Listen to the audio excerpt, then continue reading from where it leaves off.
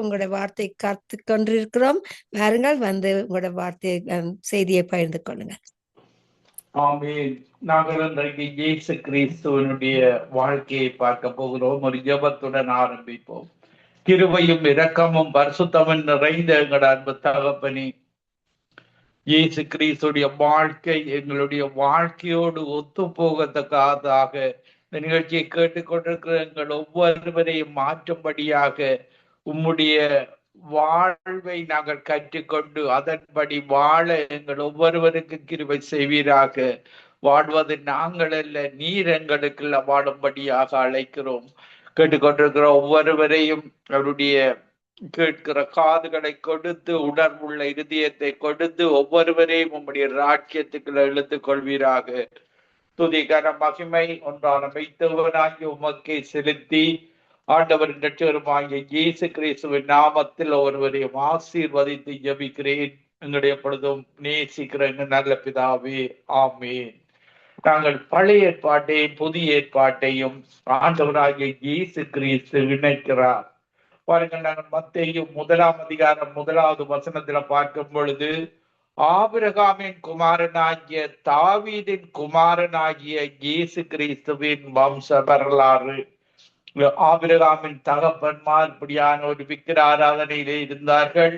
இப்படியான மகனுடைய குடும்பத்திலே இருந்து ஆபிரகாமை பிரித்தெடுத்து அந்த மெய்யான தேவன் பாலும் தேனும் ஓடுகிற கானான் தேசத்துக்கு அழைத்து செல்கிறார்.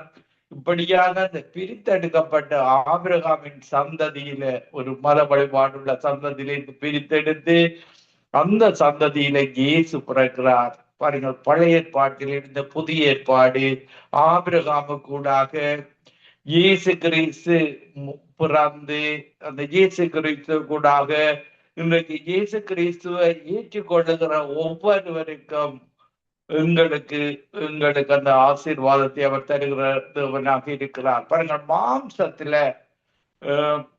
எங்களுடைய இயேசு கிறிஸ்து பரலோகத்தில் இருக்கிற எங்களுடைய தேவன் ஆவியாக இருக்கிறார். இந்த உலகத்துல மாம்சத்துல பிறக்கிறார். இந்த மாம்சத்துல தாவீதின் சந்ததியில மாம்ச சந்ததியில பிறக்க வேண்டும், ஆபிரகாமின் சந்ததியில பிறக்க வேண்டும்.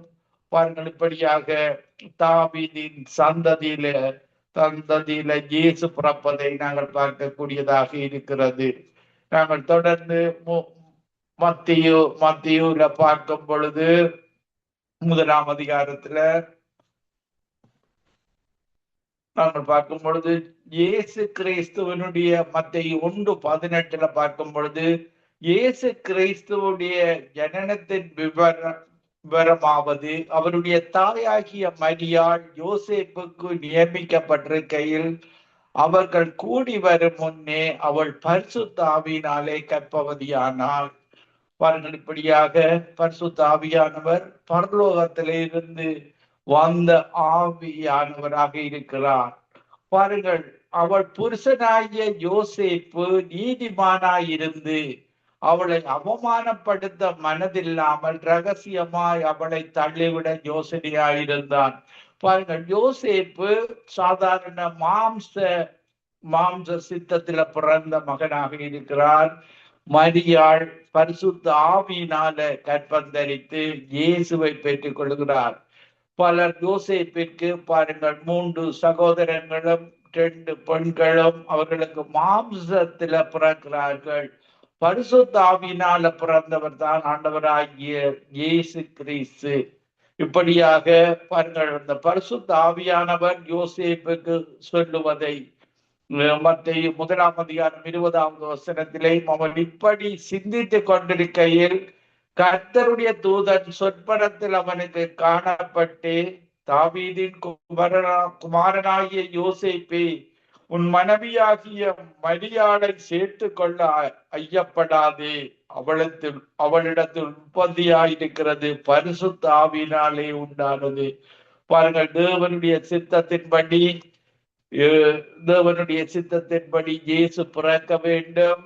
மத்தேயு 1 அதிகாரம் 21வது வசனத்திலேயும் அவள் ஒரு குமாரனை பெறுவாள், அவருக்கு இயேசு என்று பெயரிடுவாயாக, ஏனெனில் அவர் தமது ஜனங்களின் பாவங்களை நீக்கி அவர்களை ரட்சிப்பார். பாருங்கள், ரட்சிக்கிறப்ப இயேசுவை நீங்கள் கூப்பிடும் பொழுது அவர்தான் ரட்சகர். உங்களுடைய பாவங்களை நீக்கி உங்களை ரட்சிப்பார். நீங்கள் எந்த மத இனத்திலே இருந்தாலும், அன்று ஆபிரகாமை அழைத்த தேவன் இன்றைக்கு இயேசு கிறிஸ்து மூலமாக அவரை இரட்சகராக ஏற்றுக்கொள்ளும் பொழுது, இயேசுவே என்று நீங்கள் கூப்பிடும் பொழுது, தமது ஜனங்களின் பாவங்களை நீக்கி அவர் ரட்சிப்பார். இதற்காகத்தான் இயேசு இந்த உலகத்தில் உள்ள அத்தனை மக்களும் இயேசுவை அறிந்து கொள்ள வேண்டும்.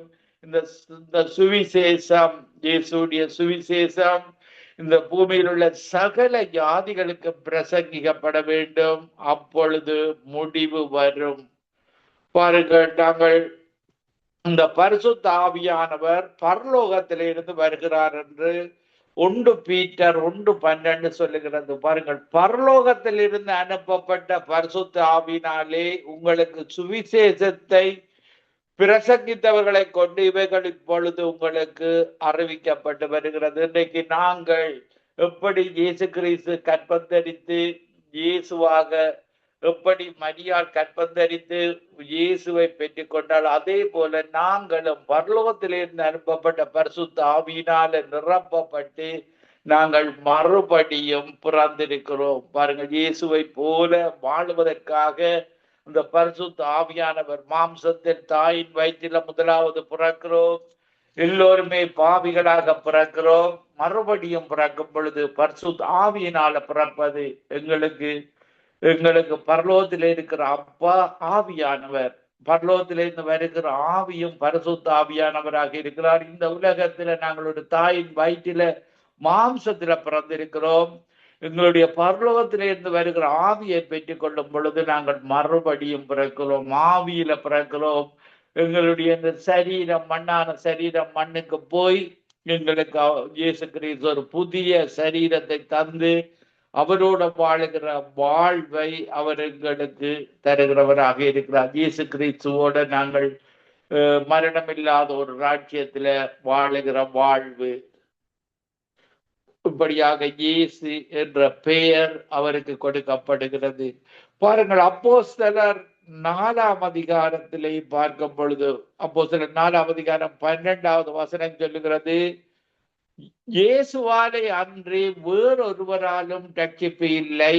நாம் ரட்சிக்கப்படும்படிக்கு வானத்தின் கீழங்கும் மனுஷர்களுக்குள்ளே இயேசுடைய நாமமே அல்லாமல் வேறொரு நாமமும் கட்டளிடப்படவும் இல்லை. பாருங்கள், இன்றைக்கு மதங்களில ரட்சிப்பை பற்றி அறிவே இல்லாதவர்களாக வாழ்ந்து கொண்டிருக்கிறார்கள். எப்படி தாங்கள் இன்மைக்கு ஒரு மறுமையில அந்த தேவனோடு வாழுவது, அந்த பரலோகத்துக்கு பிரவேசிப்பது என்பது இன்றைக்கு ஒரு மதங்களில், எல்லா மதங்களிலேயும் ஒரு கேள்விக்குறியாக இருக்கிறது. பாருங்கள், இப்படியான இந்த இந்து மத விக்கிர ஆராதனை மதங்களில் இருக்கிற மகனை தான் பிரித்தெடுத்து தேவன் தான் மெய்யான தேவன், அவருடைய அவருடைய குமாரனாக இயேசு இந்த உலகத்துல வெளிப்பட்டார். பாருங்கள், அவருடைய குமாரனாக அவர் இயேசுவும் தேவனும் அந்த படைப்பின் பொழுது ஒன்றாக இருந்தவர்கள். பரிசுத்த ஆவியானவர் இயேசு எங்களுடைய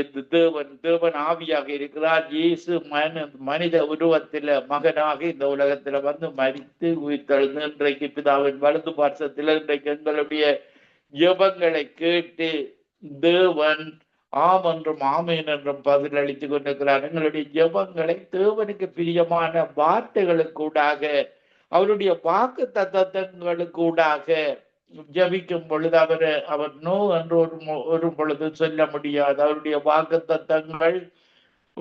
தத்தங்கள் எல்லாம் ஆம் என்றும் ஆமேன் என்றும் இருக்கிறது. அப்படியான வாக்கு தத்தங்களோடு நாங்கள் அவரோடு பொருத்தனை பண்ணி அவருக்காக நாங்கள் வாழுகிற வாழ்வை ஒரு பொருத்தனை ஒன்று செய்து வாழும் பொழுது அது அவருக்கு பிரியமாக இருக்கிறது. உங்களால் அந்த பொருத்தனை நிறைவேற்ற முடியாவிட்டால் அதை செய்யக்கூடாது என்று அவர் எங்களுக்கு கற்றுத் தருகிறார். பாருங்கள், பழைய ஏற்பாட்டு காலத்தில இயேசு பிறப்பார் என்று சொல்லப்பட்டிருக்கிறது. ஏசாயா 9ஆம் அதிகாரம் 6வது வசனத்தில நமக்கொரு பாலகன் பிறந்தார், நமக்கொரு குமாரன் கொடுக்கப்பட்டார், கர்த்தத்துவம் அவர் தோளின் மேல் இருக்கும். அவர் நாமம் அதிசயமானவர், ஆலோசனை கர்த்தர், வல்லமை உள்ள தேவன், நித்திய பிதா, சமாதான பிரபு எனப்படும். பாருங்கள், அவர்தான் நித்திய பிதா, சமாதானத்தை தருகிற தேவன். இந்த உலகத்தில் கிடைக்கிற சமாதானங்கள் ஒரு நிரந்தரமான சமாதானங்கள் அல்ல. இயேசு தருகிற சமாதானம் தான் நிரந்தர சமாதானமாக இருக்கிறது. பாருங்கள், இந்த உலகத்தில இயேசு சொன்னார், உலகத்தில உபத்திரவம் உண்டு, ஆனாலும் நான் இந்த உலகத்தை ஜெயித்தேன். என்னுடைய வழியில தான், இயேசுடைய வழியில தான் நாங்களும் இந்த உலகத்தை ஜெயிக்க முடியும்.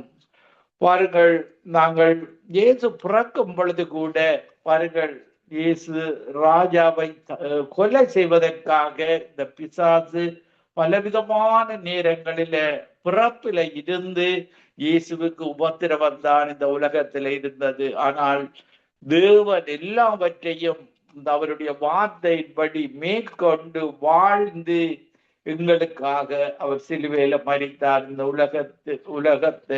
உலகத்தின் பாவம் தீர்க்கிற ஒரு ஆட்டுக்குட்டியாக அவர் இந்த சிலுவையில இரத்தம் சிந்தி மரித்தார். பழைய ஏற்பாட்டு காலத்தில ஒரு பாவம் செய்யும் பொழுது அதற்கு பலி செலுத்த வேண்டும். அதே ஆட்டுக்குட்டியாக அதே பஸ்கா தினத்தில பாருங்கள், இயேசு சிலுவையில அறைந்ததும் அந்த பஸ்கா தினம் அன்று இஸ்ரவேல் ஜனங்களின் வீட்டில பஸ்கா ஆட்டுக்குட்டி அடிக்கப்பட்டதும் அதே தினத்தில இயேசு சிலுவையில மரித்ததை நாங்கள் பார்க்கக்கூடியதாக இருக்கிறது. அவருக்கு ஒரு பெயர், அடிக்கப்பட்ட ஆட்டுக்குட்டியானவர். பரலோகத்தில் அவருடைய பேர் அடிக்கப்பட்ட ஆட்டுக்குட்டியாருடைய இரத்தத்தினால அவர் உடை அணிந்திருந்தார். இப்படியான தேவன் தான் எங்களுடைய தேவன். பாருங்கள், இப்படியாக ஏரோது ராஜா பயப்பட்டான். தன்னை மீறி ஒரு ராஜா பிறந்து விட்டானா என்று சொல்லி பாருங்கள், அந்த 2 வயதுக்குள்ள அத்தனை பிள்ளைகளையும் கொலை செய்கிறார்கள். இப்படியாக பரிசுத்த ஆவியானவர் அந்த யோசேப்புக்கும் மரியாளுக்கும் அந்த ஆலோசனையை கொடுத்து எப்படி நீங்கள் மூவ் பண்ணி எகிப்தில போய் வாழ வேண்டும் என்று சொல்லி அந்த காரியங்களை செய்வதை நாங்கள் பார்க்கக்கூடியதாக இருக்கிறது. நாங்கள் தேவனோடு ஜெபித்து துதித்து அவரிடத்தில் இருந்து ஆலோசனையை பெற்று வாழும் பொழுது அவர் எங்களுக்கு எந்த தீமைகளும் அணுகாமல் காக்கிற தேவனாக இருக்கிறார். பாருங்கள், இப்படியாக நாங்கள் மத்தேயு 2ஆம் அதிகாரம் 1வது வசனத்திலிருந்து பார்க்கும் பொழுது, ஏரோது ராஜாவின் நாட்களில் யூதேயாவில் உள்ள பெத்லகேமில் இயேசு பிறந்த பொழுது கிழக்கில் இருந்து சாஸ்திரிகள் எருசலேமுக்கு வந்து, யூதருக்கு ராஜாவாக பிறந்திருக்கிறவர் எங்கே? கிழக்கிலே அவருடைய நட்சத்திரத்தை கண்டு அவரை பணிந்து கொள்ள வந்தோம் என்றார்கள். பாருங்கள், அந்த காலத்துல ஜிபிஎஸ் இல்ல, அவருடைய நட்சத்திரம் தேவன், இந்த உலகத்தை படைத்த தேவனால அனுப்பப்பட்ட அந்த நட்சத்திரத்தை கூடாக அந்த சாஸ்திரிகள் இயேசு பிறந்த இடத்தை கண்டு கொண்டார்கள். பாருங்கள், கண்டுகொண்டு அந்த சாஸ்திரிகள் இடத்துல மீண்டுமாக ஏரோது ராஜாவுக்கு இடத்துல போகாதபடி வேறு வழியாக போகும்படி அவர்களுக்கு கட்டளை கொடுத்ததை நாங்கள் பார்க்கக்கூடியதாக இருக்கிறது. பாருங்கள், இப்படியாக இந்த உலகத்துல ஆதாம் ஏவாள் அந்த அதிகாரத்தை பிசாசிடத்துல கொடுத்து விட்டால், பாருங்கள், அந்த பிசாசு இந்த உலகத்தில தேவனுக்கு விரோதமாக அவன் செயற்படுகிறவனாக அவன் இருப்பதை நாங்கள் பார்க்கக்கூடியதாக இருக்கிறது. பாருங்கள், இயேசு எப்படியாவது இந்த மக்கள் ரட்சிக்கப்படாமல் இந்த அத்தனை மக்களையும் பிசாசு நரகத்துக்கு இழுத்து செல்கிறவனாக அவன் இருந்தான். இயேசு எங்களுக்காக அந்த சிலுவையில மரித்து மரணத்தை வெற்றி சிறந்து எங்களுக்கு ஒரு நித்திய வாழ்வை எங்களுக்கு தந்திருக்கிறார். இதற்காகத்தான் நீங்கள் ஒன்றான யோவான் 17ஆம் அதிகாரம் 3வது வசனத்தின்படி, ஒன்றான மெய்த்தேவனாகிய உம்மையும் அவர் அனுப்பினவராகிய இயேசு கிறிஸ்துவை அறிந்து கொள்வதே நித்திய ஜீவன். இந்த நித்திய ஜீவனை பெற்றுக் கொள்வதற்கு பரலோகத்திலிருந்து அனுப்பப்பட்ட பரிசுத்த ஆவியானவர் எங்களுக்கு உதவி செய்கிறவராக இருக்கிறார். இப்படியாக மறுபடியும் பிறந்த வாழ்வை நாங்கள் பெற்றுக்கொள்ள வேண்டும். இயேசு 30 வயதிலே அந்த ஞானஸ்தானத்தை பெற்ற பொழுது அந்த பரிசுத்த ஆவியானவரின் அபிஷேகத்தையும் பெற்றுக் கொள்வதை நாங்கள் பார்க்கக்கூடியதாக இருக்கிறது. மத்தேயு 4ஆம் அதிகாரம் 1வது வசனத்திலேயும் இயேசு ஞானஸ்நானம் பெற்று ஜலத்திலிருந்து கரையேறினவுடனே இதோ வானம் அவருக்கு திறக்கப்பட்டது, தேவ ஆவி புறாவை போல் தம்மேல் இறங்கி வருகிறதை கண்டார். பங்களிப்படியாக அவர் பரிசுத்த ஆவியினால் நிரப்பப்பட்டு அந்த ஊழியத்தை செய்ததை நாங்கள் பார்க்கக்கூடியதாக இருக்கிறது. அப்போஸ்தலர் 10:38 சொல்லப்படுகிறது, நசரனாகி இயேசுவை தேவன் பரிசுத்த ஆவியினாலும் அபிஷேகத்தினாலும் நிறைத்து பாருங்கள், அற்புதங்கள், அதிசயங்கள், அடையாளங்களை செய்கிற வல்லமை கொடுத்தார். அதே ஆவியான அபிஷேகத்தை தான் எங்களுக்கு தந்திருக்கிறார். நாங்கள் விசுவாசத்தோடு செயற்படும் பொழுது இயேசு கிறிஸ்துவை போல அதிசயங்கள், அற்புதங்களை செய்ய முடியும். பாருங்கள், அப்போஸ்தலர் 4ஆம் அதிகாரத்திலே பாருங்கள், நாங்கள் இயேசு பிறக்கும் பொழுதே பிசாசு ஏரோது ராஜா மூலமாக அந்த பிள்ளைகளை கொலை செய்து இயேசுவை கொலை செய்ய முயற்சித்தான். அதே போல பாருங்கள், திரும்பவுமாக பிசாசு இயேசுவை 30 வயதில சோதிப்பதை நாங்கள் பார்க்கக்கூடியதாக இருக்கிறது. அப்போ மத்தேயு 4ஆம் அதிகாரம் 1வது வசனத்திலே இயேசு பிசாசினால் சோதிக்கப்படுவதற்கு ஆவியானவரினாலே வனாந்திரத்துக்கு கொண்டு போகப்பட்டார். அப்பொழுது சோதனைக்காரன் அவரிடத்தில் வந்து, தேவனுடைய குமாரனே ஆனால் இந்த கல்லுகள் அப்பங்களாகும்படி சொல்லும் என்றார். அவர் பிரதியுத்தரமாக, மனுஷன் அப்பத்தினாலே மாத்திரமல்ல ஒவ்வொரு தேவனுடைய வாயிலிருந்து புறப்படுகிற ஒவ்வொரு வார்த்தையினாலும் பிழைப்பார் என்று எழுதியிருக்கிறது என்றார். பாருங்கள், இந்த உலகத்தில எப்படி இயேசு 40 நாள் உபவாசம் இருந்து பிசாசினால சோதிக்கப்படுவதற்கு இயேசு போற பொழுது பிசாசுக்கு தெரிகிறது இயேசுவால முடியும், கல்லுகளை அப்பமாக்க முடியும். இப்படியாக பிசாசு எப்படியாவது இயேசு கிறிஸ்துவை வசனத்தின்படி வாழாமல் அவர் எப்படியாவது கொன்று விட வேண்டும் என்ற ஒரு நோக்கத்தோடு தான் ஒவ்வொரு கேள்விகளும் இயேசுவிடத்துல கேட்கப்பட்டதை நாங்கள் பார்க்கக்கூடியதாக இருக்கிறது. பாருங்கள், இயேசு கிறிஸ்து அவர் பிரதியுத்தரமாக, மனுஷன் அப்பத்தினாலே மாத்திரமல்ல தேவனுடைய வாயிலிருந்து புறப்படுகிற ஒவ்வொரு வார்த்தையினாலும் பிழைப்பான் என்று எழுதியிருக்கிறது. பாருங்கள், இன்றைக்கு நாங்கள் எங்களுடைய சரீர பிரகாரமான உணவாக இந்த சரீரத்துக்கு நாங்கள் உணவை உட்கொள்கிறோம். பாருங்கள், எங்களுடைய ஆவிக்குரிய உணவு தான் இந்த வேதாகம வசனம். இந்த ஆத்துமாவுக்கு இருதயத்தை நாங்கள் நிரப்ப வேண்டும், ஆத்துமாவை தேற்ற வேண்டும். சங்கீதம் 23ஆம் அதிகாரத்துல உங்கள் ஆத்துமாவை தேற்றி நீதியின் பாதையில் நடத்துகிறார். நாங்கள் இந்த உலகத்தில பாவிகளாக பிறந்து அபிஷேகத்தை பெற்று இன்றைக்கு தேவனுடைய பிள்ளைகளாக மாற்றப்பட்டிருக்கிறோம். தேவனுடைய பிள்ளைகளாக மாற்றப்பட்ட ஒவ்வொருவருக்கும் இந்த ஆத்தும உணவு, இந்த இருதயத்தை தேற்றுகிற உணவு இந்த வேதாகமத்திலே இருந்தால் வருகிறது. தனியே நாங்கள் உணவை மட்டும் தேடிக்கொண்டிருக்க கூடாது. இன்றைக்கு பல மனிதர்கள் இப்படித்தான் தேடிக்கொண்டிருக்கிறார்கள். உணவு, வீடு, வேலை, இப்படியான காரியங்களைத்தான் இன்றைக்கு அநேகமான மக்கள், இந்த மதங்களில் வாழுகிற மக்கள் தேடிக்கொண்டிருக்கிறார்கள். ஆனால் இயேசு கிறிஸ்துவின் அபிஷேகத்தை பெற்ற மக்கள் பாருங்கள், நாங்கள் முதலாவது 6:33 சொல்லுகிறது, மத்தேயு 6:33, முதலாவது தேவனுடைய ராஜ்யத்தையும் அவருடைய நீதியையும் தேடுங்கள். இந்த உலகத்தை படைத்தவரை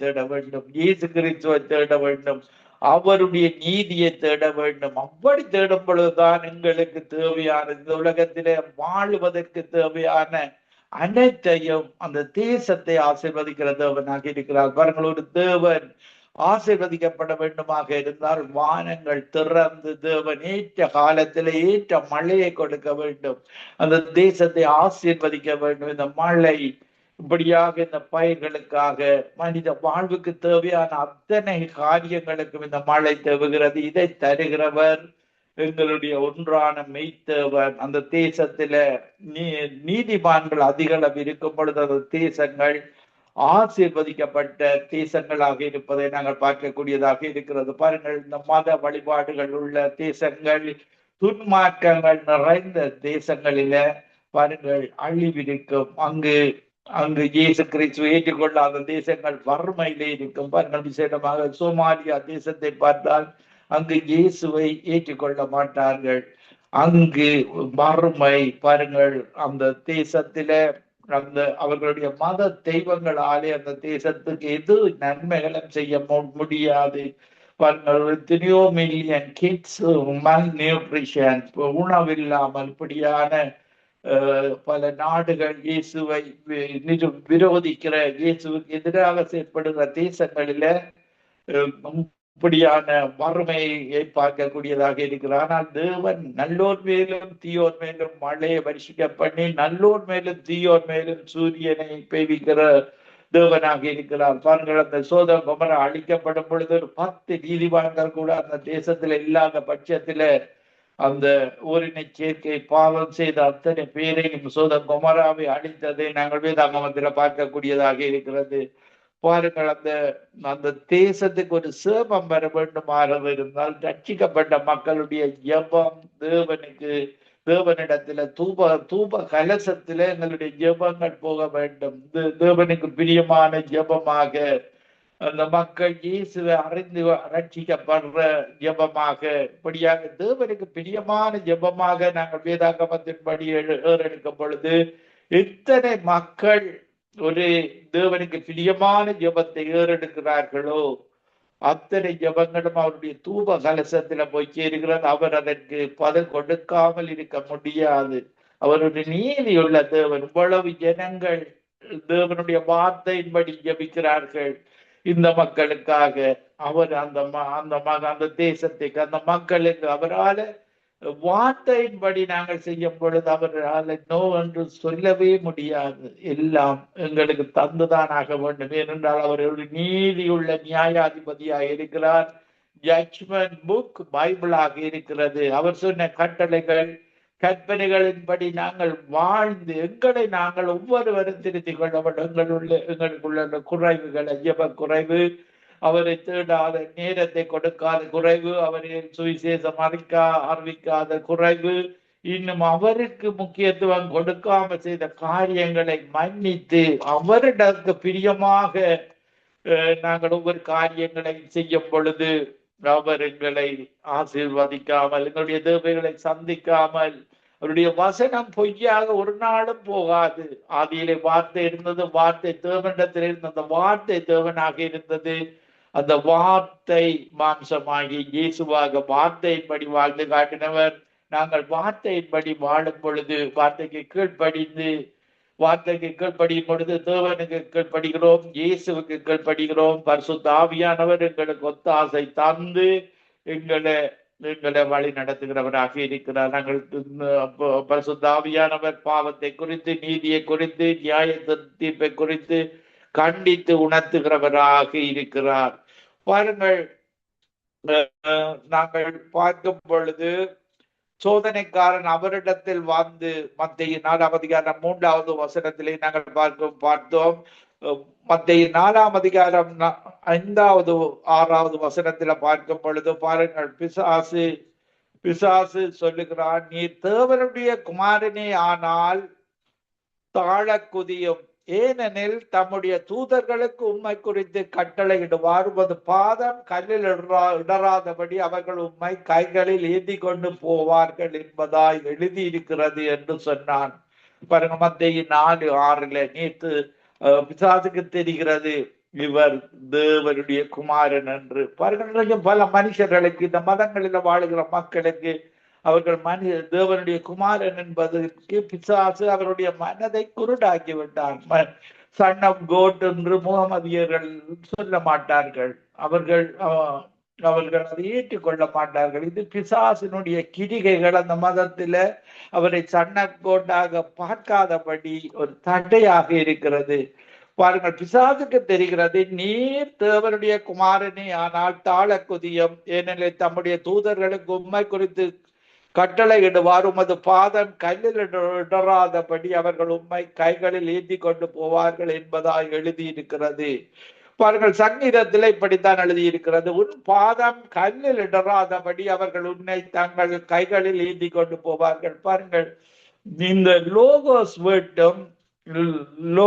வேர்ட்டை நாங்கள் எங்களுக்கென்ற வேர்ட்டாக எடுத்துக் கொள்ளக்கூடாது. பரிசுத்த ஆவியானவர் எங்களோடு பேசுவார். அந்த வார்த்தைகள் தான் ரேமா வேர்ட்டாக இருக்கிறது. தேவன் சொல்லுகிற ரேமா வாட்டின்படிதான் நாங்கள் வாழ வேண்டும். அதற்காக பாருங்கள், இயேசு இப்படி பிசாசு குதிக்க சொல்லும் பொழுது அவர் அதற்கு வேதாகமத்தின்படி 4ஆம் அதிகாரம் 7வது வசனத்திலே, மத்தேயு உன் தேவனாகிய கர்த்தரை பரீட்சை பாராதிருப்பாயாக.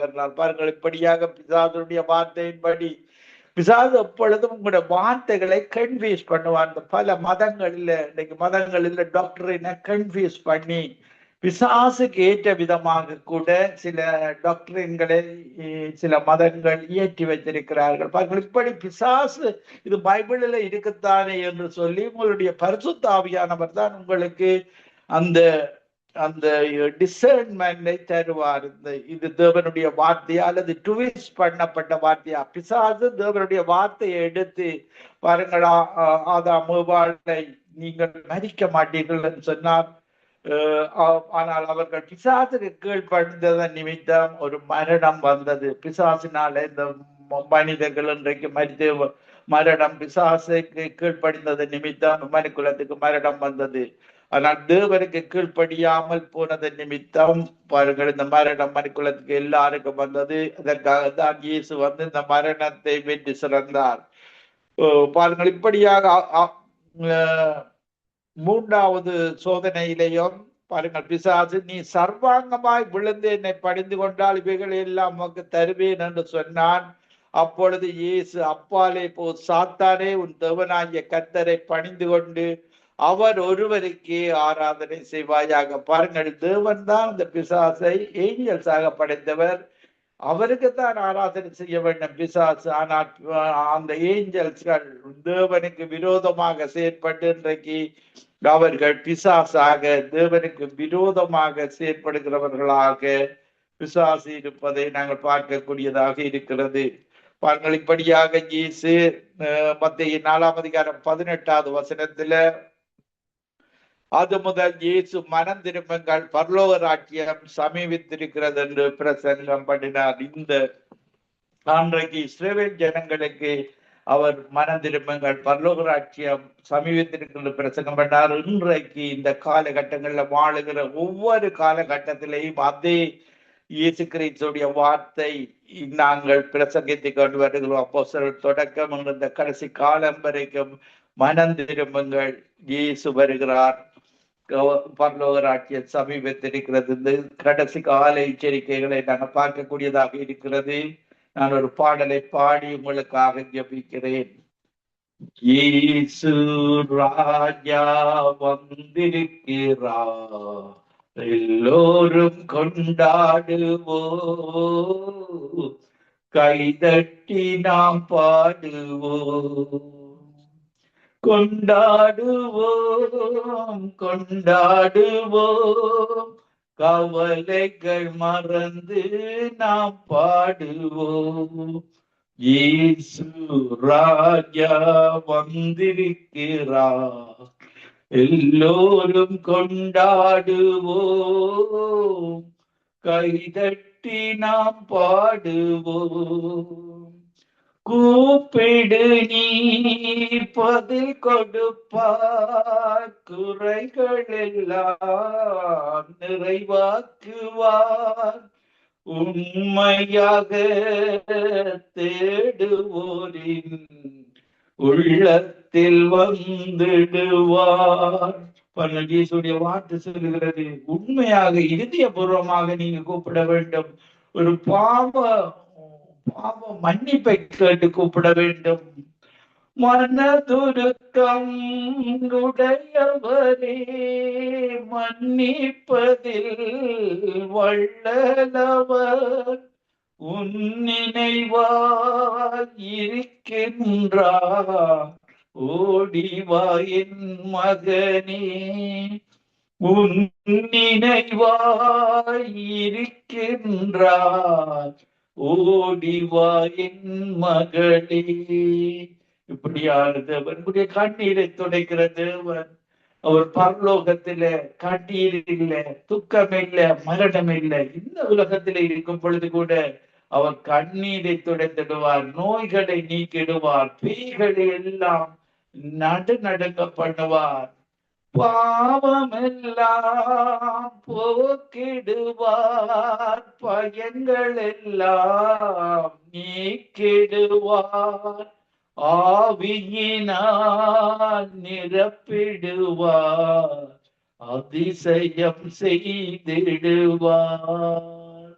பாருங்கள், இதற்காகத்தான் இந்த காசையடிகள், ஆணிகள், காயங்கள் எல்லாம் மனது நாங்கள் பெற வேண்டிய அந்த ஒவ்வொரு அடிகள், காயங்கள் எல்லாவற்றையும் இயேசு ஏற்றுக்கொண்டார். இதுதான் ரட்சிப்பு. நீங்கள் அவரை விசுவாசிக்க வேண்டும். கசையடிகள் உனக்காக, காயமெல்லாம் உனக்காக, திருரத்தம் உனக்காக, திருந்திடு என் மகனே. கசையடிகள் உனக்காக, காயமெல்லாம் உனக்காக, திருரத்தம் உனக்காக, திருந்திடு என் மகளே. ஆண்டவரே, இறந்த சிலுவையில பட்ட ஒவ்வொரு பாடுகளும் எங்களுக்காக, இந்த மனுக்குலத்திற்காக என்று மனிதன் மதங்களை தேடி போகிறார். ஆண்டவரே, எங்களை நீர் உம்முடைய பரலோகத்திலிருந்து அனுப்பப்பட்ட பரிசுத்த ஆவியினால் அப்பா பிதாவே என்று அழைக்கக்கூடிய எங்களை உரிமையை தந்து எங்களை மறுபடியும் பிறங்க வைத்திருக்கிறீரே. உம்முடைய மகனாக மகளாக எங்களை ஒவ்வொருவரையும் மீட்டிருக்கிறீர். ஆண்டவரே, இந்த நேரத்தில் ரட்சிக்கப்படாத ஒரு மக்கள் உம்முடைய சிலுவை நோக்கி பார்க்க மனு குலத்திற்குரிய தண்டனையை இயேசு ஏற்றுக்கொண்டார். எங்கள் ஒவ்வொரு மனிதனுக்கும் உள்ள இந்த பாவ சாபங்களுக்காக நீ சிலுவையில மரித்தீர் என்ற ஒரு உணர்வோடு உம்மை நோக்கி பார்க்க, அவருடைய பாவங்களை மன்னிக்கும்படியாக, அவர்களை உம்முடைய ராஜ்யத்துல சேர்த்து கொள்ளும்படியாக, அவர்கள் இந்த நேரத்துல உணர்வை நீர் அறிந்து கொள்ளும்படியாக எனக்காக அவர் சிலுவையில மரித்தார். அந்த சிலுவையில அந்த ஒரு திருடன், இவர் ஒரு பாவமும் செய்யாமல் இந்த அக்கினை தீர்ப்புக்கு உண்டாகினார். நாங்களோ பாவம் செய்தோம் என்ற ஒரு உணர்வை இந்த நேரத்தில் ஒவ்வொரு மக்களுக்கு கொடுக்கும்படியாக அவர் சிலுவையில மரிக்கும் பொழுது அந்த உணர்வை ஏற்படுத்தி நீர் அவனை பரதேசத்துல, அந்த மனிதனை பரதேசத்துல சேர்த்தது போல இந்த நேரத்துல அந்த உணர்வை கொடுக்கிற ஒவ்வொரு மக்களையும் உடைய பரதேசில சேர்க்கும்படியாக ஜபிக்கிறேன். பாவங்களை மன்னிக்கும்படியாக ஜபிக்கிறேன். வேதாகமத்தை வாசித்து அதை நேசித்து எனக்காக அந்த சிலுவை மரணத்தை ஏற்றுக்கொண்டார் என்ற உணர்வோடு அந்த பரலோக ராஜ்யத்துக்கு வந்து சேர உண்டானவனாகி உம்மையும் இயேசு கிறிஸ்து அறிந்து மறுபடியும் பிறந்த வாழ்வை பெற்று உம்முடைய ராஜ்யத்துக்கு வந்து செல்வார்கள். ஏற்று இழுத்து கொள்வீராக. துதி கன மகிமை ஒன்றானமைத்தவனாகி உமக்கை செலுத்தி உம்முடைய அபிஷேகத்தினால ஒவ்வொருவரை நிரப்பி நம்முடைய பரலோக பிரஜைகளாக ஒருவரையும் ஜீவ புத்தகத்தில பேர் எழுதுவீராக. துதி கன மகிமை ஒன்றானமைத்தவனாகி உமக்கை செலுத்தி ஆண்டவரின் ரட்சகருமாகிய இயேசு கிறிஸ்துவின் நாமத்தில் ஒருவரையும் ஆசீர்வதித்து ஜபிக்கிறீர்கள் என்பது நேசிக்கிற நல்ல பிதாவே. ஆமேன், ஆமேன், ஆமேன். ஆமேன், ஆமேன், ஆமேன். அருமையான வார்த்தை மூலமாக எங்களை ஆசீர்வதிங்க பாஸ்டர். ஆமேன். அந்த பரிசுத்தமான ஆவியானவர் எங்களுக்குள்ள இல்லாவிட்டா எங்களுக்கு எங்களுக்கு ஒன்றுமே செய்ய முடியாது. ஏனென்றா அவர் இயேசுவானவர் ஒரே பேரான குமாரனை எங்களை கொடுத்து ஆசீர்வதித்த அந்த பரலோக பரிசுத்தமான ஆவிக்கு நாங்க எவ்வளவு நன்றி செலுத்த வேணும். எங்கேயோ வாழ்ந்து எங்கேயோ அலைந்து திரிந்த எங்களை அவர் தெரிந்தெடுத்தார். அந்த பரிசுத்தமான ஆவியிற்குள் நாங்க வாழ்வதே கர்த்தர் விரும்புகிறார். அருமையான வார்த்தையை கொடுத்து எங்களை ஆசீர்வதிங்க பாஸ்டர். தேவனுடைய ஆலோசனையில் நாங்கள் நடக்க வேண்டும் என்று கூறி சில வெளிப்படுத்தலை கற்று தந்தீர்கள். அதுக்கு நன்றி செலுத்துகிறோம். உங்களையும் கர்த்தர் மேலுமாக ஆசீர்வதிப்பாராக. காலையிலும் மாலையிலும் நீங்க செய்யற ஒவ்வொரு ஊழியத்திலும் கர்த்தர் உங்க கூட இருந்து உங்களோட தேவையை சந்தித்து ஆசீர்வதிப்பாராக. நன்றி பாஸ்டர், நன்றி. God bless you. Amen, amen. நன்றி. கர்த்தர் இவ்வளவு நேரமாக எங்க கூட இருந்தார். எங்களோட எங்களுக்கு